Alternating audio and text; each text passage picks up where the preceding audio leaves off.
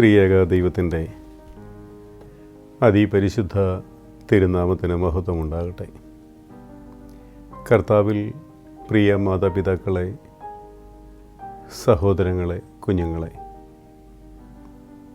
പരിശുദ്ധനായ പൗലോസ്ലീഹ കൊരിന്ത്യർക്ക് എഴുതിയ ഒന്നാമത്തെ ലേഖനമാണല്ലോ നമ്മുടെ പഠന വിഷയമായിരിക്കുന്നത്.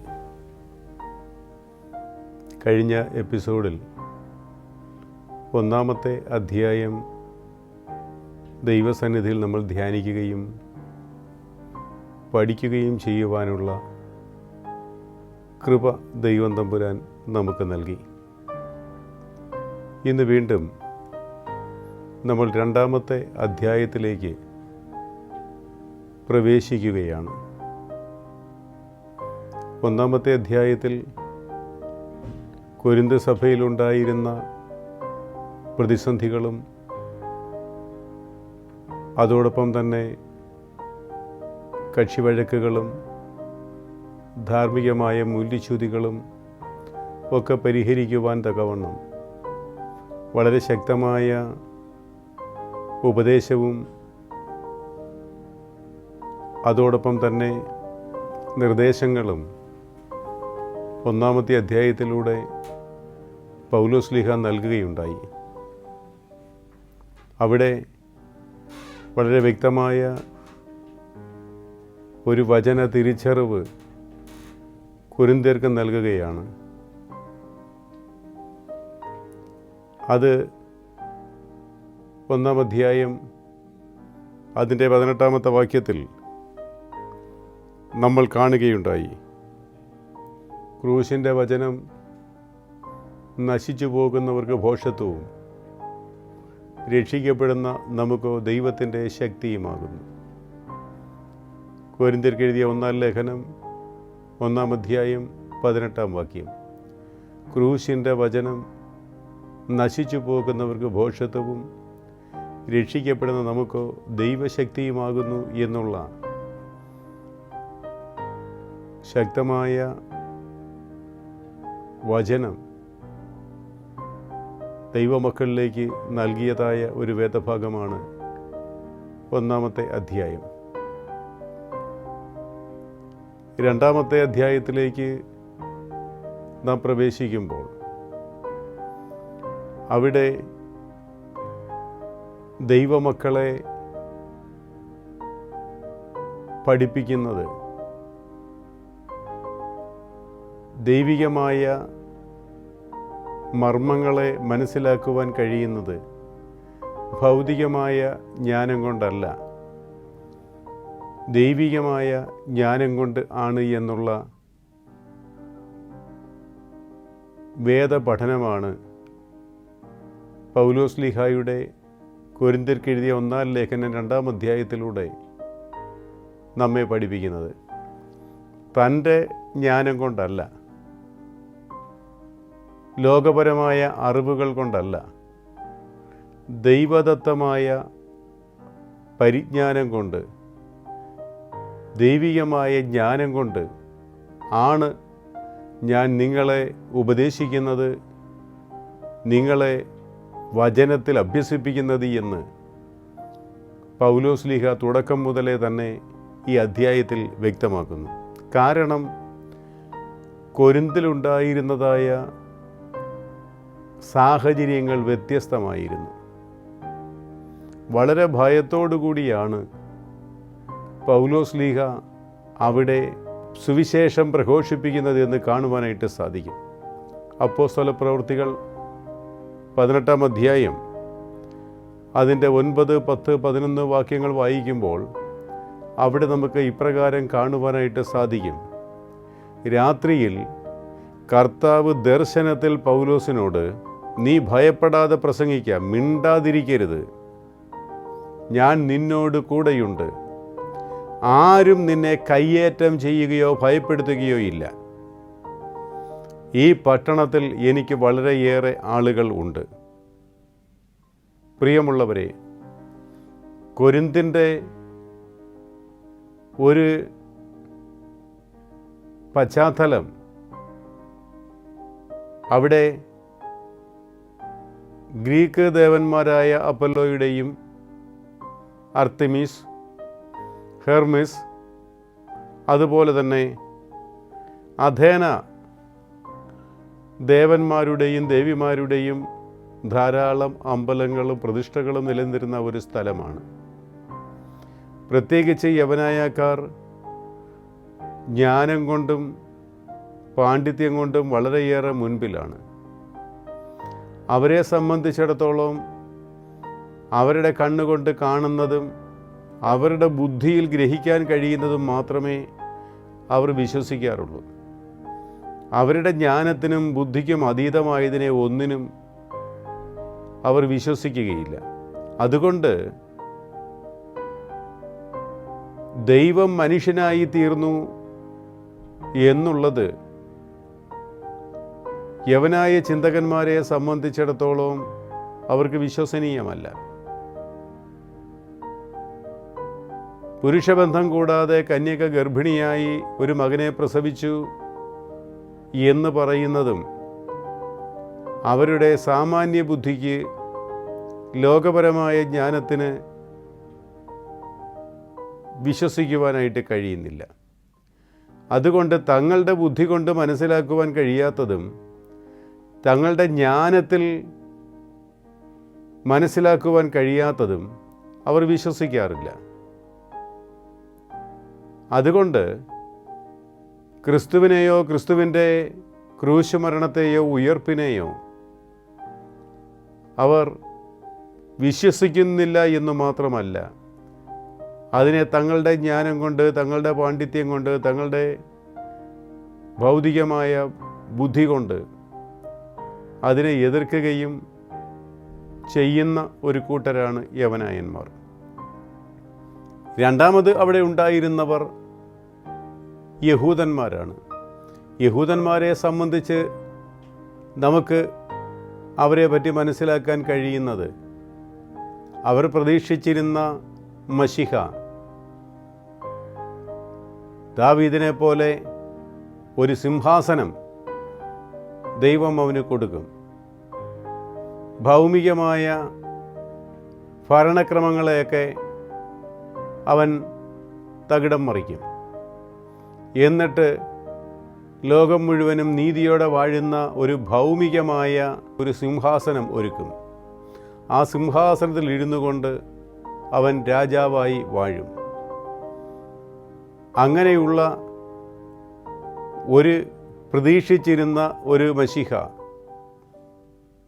സാധാരണക്കാരിൽ സാധാരണക്കാരനായി, കന്യകയുടെ മകനായി, കാലിത്തൊഴുത്തിൽ ജനിച്ച് സാധാരണക്കാരുടെ കൂടെ സഹകരിച്ച് പാപികളോടും പുറജാതിക്കാരോടും തീണ്ടലും തൊടിയിലും കാണിക്കാതെ പാപികൾക്ക് പാപങ്ങളിൽ നിന്നുള്ള മോചനവും, കുഷ്ഠരോഗികൾ സമൂഹത്തിൽ നിന്ന് പുറത്താക്കപ്പെടുന്ന യഹൂദ പശ്ചാത്തലത്തിലുള്ളവരെങ്കിലും അവരെ തൊട്ട് സൗഖ്യമാക്കുവാനും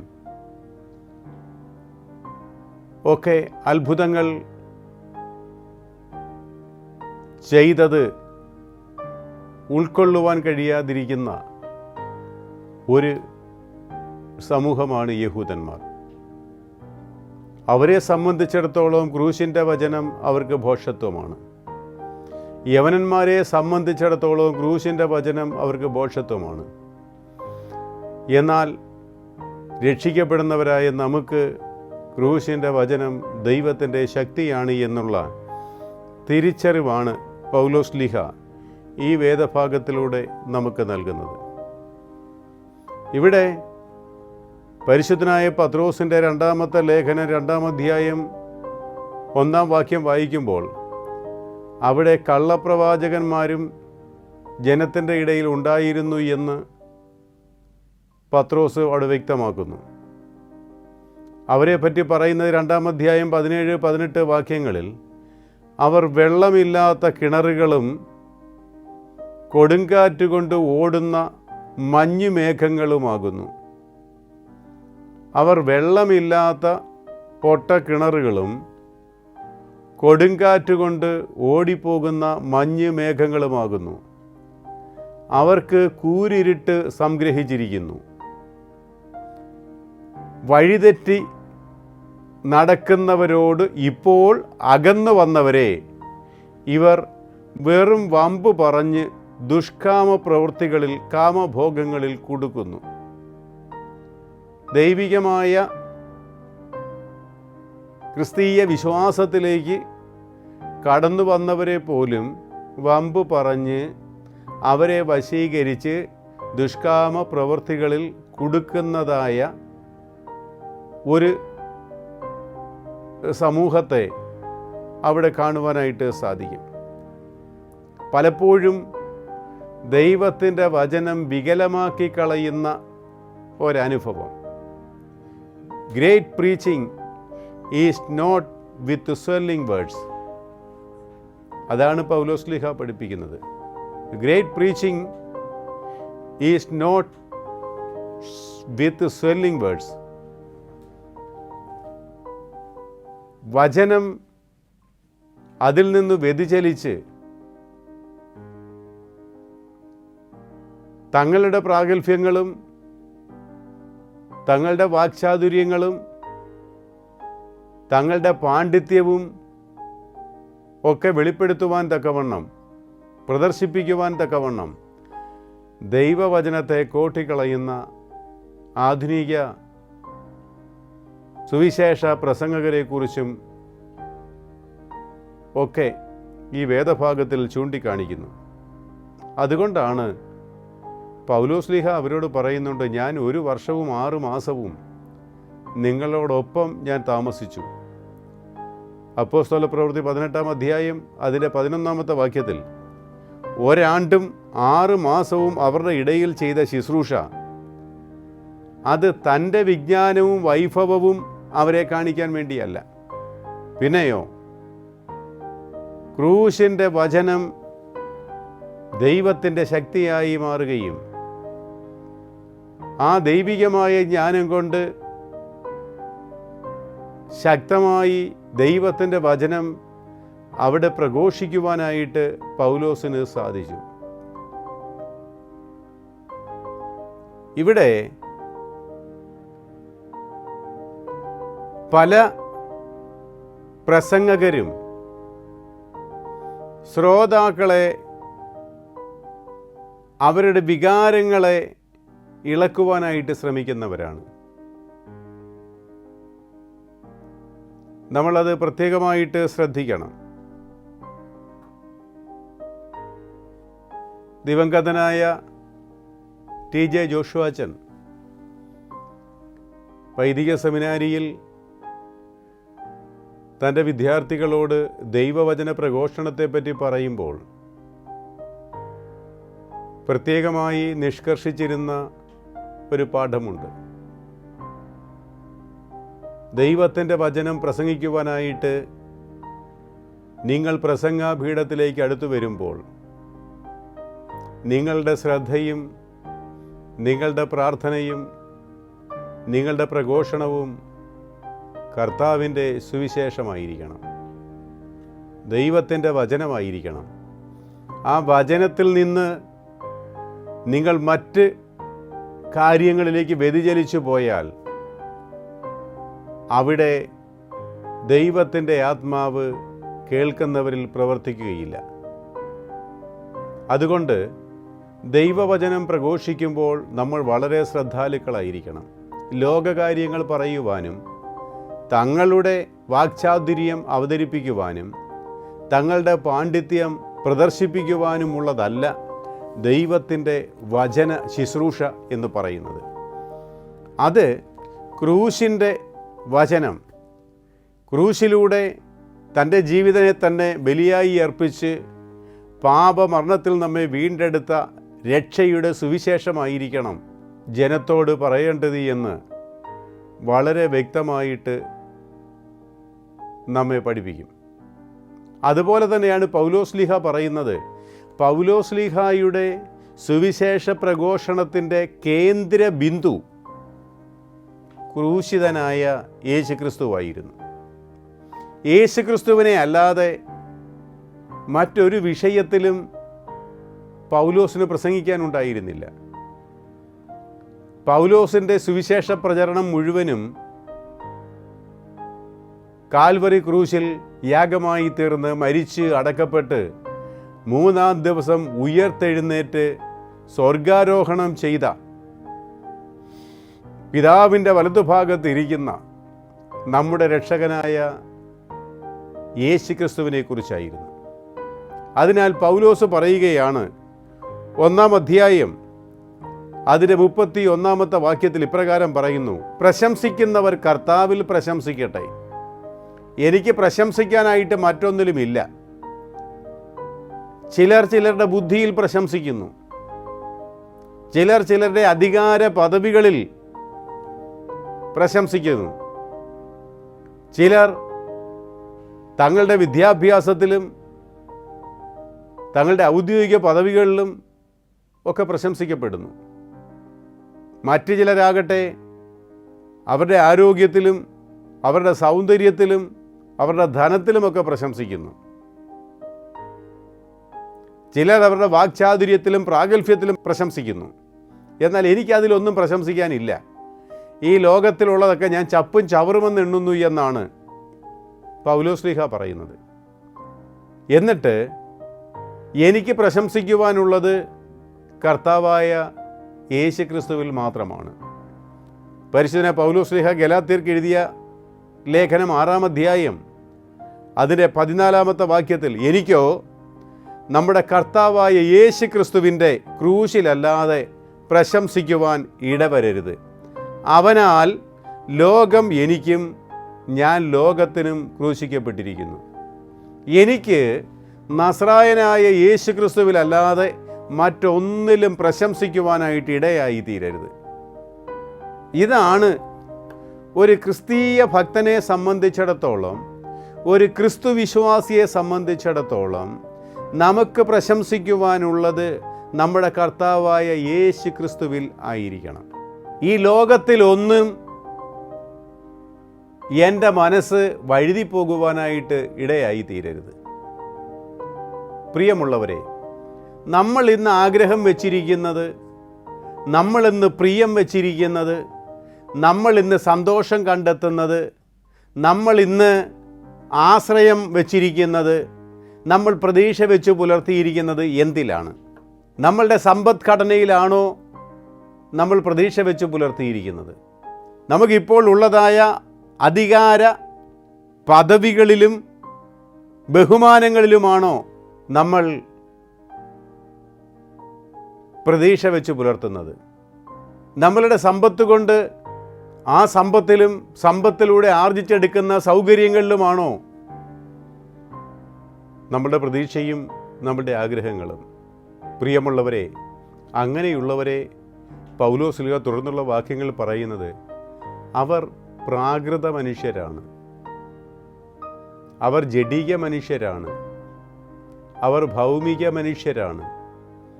ഈ ജഡികതയിൽ നിന്നും പ്രാകൃതമായ ജീവിത രീതിയിൽ നിന്നും മാറി രൂപാന്തരപ്പെട്ട് ആത്മീക മനുഷ്യരായി ദൈവത്തെ അറിഞ്ഞ് ദൈവികമായ രക്ഷാപദ്ധതിയിലൂടെ അവനിൽ വളരുന്ന, യേശുക്രിസ്തുവിൽ വളരുന്ന, രക്ഷാനിർണയം പ്രാപിച്ച പൈതങ്ങളായി തീരുന്നതാണ് ആത്മീക മനുഷ്യർ എന്ന് വളരെ വ്യക്തമായിട്ട് 6 മുതലുള്ള വാക്യങ്ങളിൽ പൗലോസ്ലീഹ നമ്മെ പഠിപ്പിക്കുന്നുണ്ട്. ഇവിടെ വചന ശുശ്രൂഷ നിർവഹിക്കുന്നവർക്ക് നൽകുന്നതായ ചില നിർദ്ദേശങ്ങളാണ് പൗലോസ്ലീഹ ഇതിലൂടെ നമ്മെ പഠിപ്പിക്കുന്നത്. ഒന്നാമതായിട്ട്, ദൈവവചനം പ്രഘോഷിക്കപ്പെടുമ്പോൾ മൗലികമായ ക്രിസ്തീയ സന്ദേശം എന്താണെന്ന് പ്രസംഗിക്കുന്നവർ അല്ലെങ്കിൽ പഠിപ്പിക്കുന്നവർ മനസ്സിലാക്കിയിരിക്കണം. ദൈവം എന്താണ് ഈ വചനത്തിലൂടെ ജനത്തോട് സംസാരിക്കുന്നത്? ദൈവം എന്താണ് എനിക്ക് ദൈവാത്മാവിലൂടെ വെളിപ്പെടുത്തി തന്നിരിക്കുന്നത്? ആ ദൈവാത്മാവ് വെളിപ്പെടുത്തിയതിൽ നിന്നും അല്പം പോലും വ്യതിചലിച്ചു പോകുവാനായിട്ട് ഇടയാകരുത്. അങ്ങനെ ചെയ്യുന്നു എങ്കിൽ നമ്മൾ സുവിശേഷത്തെ വികലമാക്കുകയാണ്. അതുകൊണ്ട് ദൈവികമായ സന്ദേശത്തിൽ നിന്നും ഒട്ടും തന്നെ വ്യതിചലിച്ചു പോകുവാനായിട്ട് പാടില്ല. രണ്ടാമതായിട്ട്, ദൈവവചന പ്രഘോഷണം നടത്തുമ്പോൾ നമ്മളുടെ കഴിവോ നമ്മളുടെ പ്രാഗൽഭ്യമോ നമ്മുടെ വാക്ചാതുര്യമോ നമ്മുടെ ലോകപരമായിട്ടുള്ള വലിയ അറിവുകളോ ഒക്കെ പ്രദർശിപ്പിക്കാനുള്ള ഒരു വേദിയല്ല ദൈവവചന പ്രഘോഷണമെന്ന് പറയുന്നത്. അതിന് മറ്റെന്തെല്ലാം സാഹചര്യങ്ങൾ ഇന്ന് ഈ സമൂഹത്തിൽ മറ്റുള്ള കാര്യങ്ങൾക്കൊക്കെ ഉണ്ട്. അവരുടെ കഴിവുകൾ, അവരുടെ വാക്ചാതുര്യം, അവരുടെ സാമർഥ്യം ഒക്കെ പ്രദർശിപ്പിക്കുവാനായിട്ട് ഒരുപാട് വേദികൾ ഇന്ന് ലോകത്തിലുണ്ട്. എന്നാൽ ദൈവവചന പ്രഘോഷണം നടത്തുന്ന വേദി ദൈവത്തിൻ്റെ ജ്ഞാനത്തിൽ നിന്നും ലഭിക്കുന്നതായ, പരിശുദ്ധാത്മ ജ്ഞാനത്തിൽ നിന്ന് ലഭിക്കുന്നതായ ദൈവിക സന്ദേശം മാത്രമാകണം ദൈവവചന ശുശ്രൂഷ അല്ലെങ്കിൽ പ്രഘോഷണം. അതിനപ്പുറമായിട്ട് തങ്ങളുടെ വാക്ചാതുര്യമോ പ്രാഗൽഭ്യമോ സാമർഥ്യമോ അറിവുകളോ പ്രദർശിപ്പിക്കാനുള്ള ഒരു വേദിയായി ദൈവവചന ശുശ്രൂഷകൾ മാറ്റപ്പെടുമ്പോൾ അവിടെ ദൈവവചനത്തെ നിങ്ങൾ വികലമാക്കുന്നു എന്നുള്ള ഒരു പഠിപ്പിക്കലും കൂടിയാണ് പൗലോസ്ലീഹ ഈ വേദഭാഗത്തിലൂടെ നമുക്ക് നൽകുന്നത്. മൂന്നാമതായിട്ട് നൽകുന്നതായ വലിയ ഒരു പാഠം, ദൈവവചന പ്രഘോഷണമെന്ന് പറയുന്നത് ദൈവസന്നിധിയിലുള്ള ഒരുക്കത്തോടുകൂടി പ്രാപിക്കുന്ന പരിശുദ്ധാത്മ ജ്ഞാനത്തിൽ നിന്ന് വേണം ദൈവവചനം പ്രഘോഷിക്കപ്പെടുവാൻ. ലോകത്തിൻ്റെ ജ്ഞാനത്തിൽ നിന്നല്ല. ദൈവത്തിൻ്റെ പാദപീഠത്തിൽ ഇരുന്ന് ദൈവാത്മാവുമായി സംസർഗത്തിലൂടെ ദൈവം തമ്പുരാൻ നമുക്ക് വെളിപ്പെടുത്തി തരുന്ന ദൈവികമായ ജ്ഞാനം, ആത്മാവിൻ്റെ ജ്ഞാനം പ്രാപിച്ചു വേണം ഈ ദൈവവചന ശുശ്രൂഷ നിർവഹിക്കുവാനെന്ന്, അത് പരിശുദ്ധാത്മാവിൻ്റെ ശക്തിയാലായിരിക്കണം എന്ന് വ്യക്തമായിട്ട് പൗലോസ്ലീഹ നമ്മെ പഠിപ്പിക്കുന്നു. Anointing of the Holy Spirit and the dynamic of God's power. Anointing of the Holy Spirit, ദൈവത്തിൻ്റെ പരിശുദ്ധാത്മാവിൻ്റെ അഭിഷേകത്താൽ, the dynamic of God's power, ദൈവത്തിൻ്റെ ശക്തി വെളിപ്പെടുന്നതായ നിമിഷങ്ങളാണ് ദൈവവചന ശുശ്രൂഷ എന്ന് പറയുന്നത്. പരിശുദ്ധാത്മാവിൻ്റെ അഭിഷേകത്താൽ ദൈവത്തിൻ്റെ ശക്തി വെളിപ്പെടുന്ന നിമിഷങ്ങളാണ് ദൈവവചന ശുശ്രൂഷ. അതുകൊണ്ട് അവിടെ രോഗികൾ സൗഖ്യമാകും, വേദനയിലിരിക്കുന്നവർക്ക് ആശ്വാസം ലഭിക്കും, നിരാശയിലിരിക്കുന്നവർക്ക് പ്രത്യാശയും പ്രതീക്ഷയും നൽകി അവരെ വഴി നടത്തും. കാരണം ക്രൂശ് രക്ഷിക്കപ്പെടുന്നവർക്ക് ദൈവത്തിൻ്റെ ശക്തിയാകുന്നു. അതുകൊണ്ട് ക്രൂശിൻ്റെ വചനത്തിലേക്ക് നമ്മൾ കടന്നു വരുമ്പോൾ അവിടെ ദൈവത്തിൻ്റെ ശക്തി അനുഭവിച്ച് ദൈവത്തെ മഹത്വപ്പെടുത്തുവാനായിട്ട് സാധിക്കും. അതുകൊണ്ടാണ് പൗലോസ്ലീഹ പറഞ്ഞത്, anointing of the Holy Spirit and the dynamic of God's power. ദൈവത്തിൻ്റെ ശക്തി വെളിപ്പെടുന്ന പരിശുദ്ധാത്മാവിൻ്റെ അഭിഷേക ശുശ്രൂഷയാണ് ദൈവവചന പ്രഘോഷണം.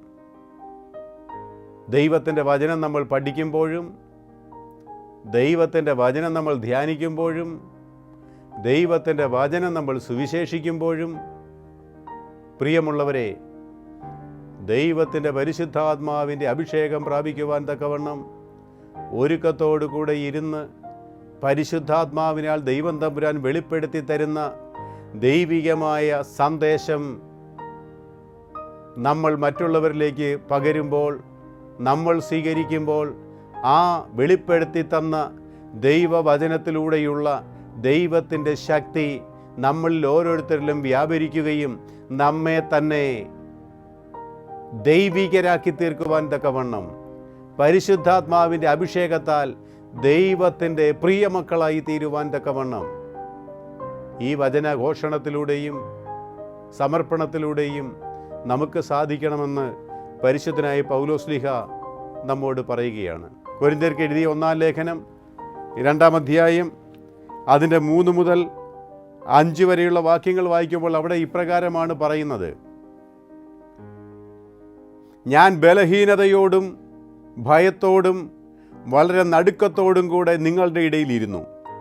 നിങ്ങളുടെ വിശ്വാസത്തിന് മനുഷ്യരുടെ ജ്ഞാനമല്ല, ദൈവത്തിൻ്റെ ശക്തി തന്നെ ആധാരമാക്കിക്കേണ്ടതിന് എൻ്റെ വചനവും എൻ്റെ പ്രസംഗവും ജ്ഞാനത്തിൻ്റെ വശീകരണ വാക്കുകളാലല്ല, ആത്മാവിൻ്റെയും ശക്തിയുടെയും പ്രദർശനത്താൽ അത്രേ ആയിരുന്നത്.